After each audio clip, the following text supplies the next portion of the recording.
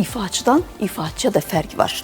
Kimin repertuarında bax, bu musiqiləri qürurla, fəxrlə oxumaq lazımdır.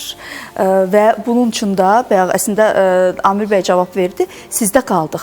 Aygün xanım, çox yol qət etdiniz bugünə qədər.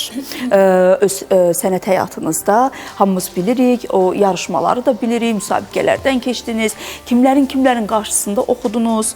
Amma bugün mən çox istəyirəm ki, o gənclərimiz o lazımlı mesajı, ismarjı efirimizdən alsınlar. Yəni, hər kəs səhnəyə istəyib, gəlib bir günün içində müğənni, ola bilər tanınarsan.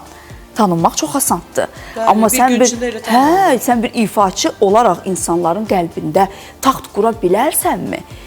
Belə asanmı insan müğənni olur? İndiki dövrdə asandır müğənni olmaq, amma onlar özlərini müğənni özləri hesab eləyirlər. Yəni tamaşaçı xalq, valla onlar heç kəs, yəni tamaşaçının gözü tərəzidir. Onlar üzdən də yaxşı bilirlər. Kimə müğənni demək lazımdır, kimə isə müğənnicik. Hətta. Bəli. Və bu yolda musiqi təhsili də var da, düzdürmü? Hər üçünüzün musiqi təhsili də var. Yəni söhbət ancaq istedadda bitmir. Yox, təbii ki, ali təhsil də lazımdır tək şəkildə. Ali təhsilimiz də var. Bəli.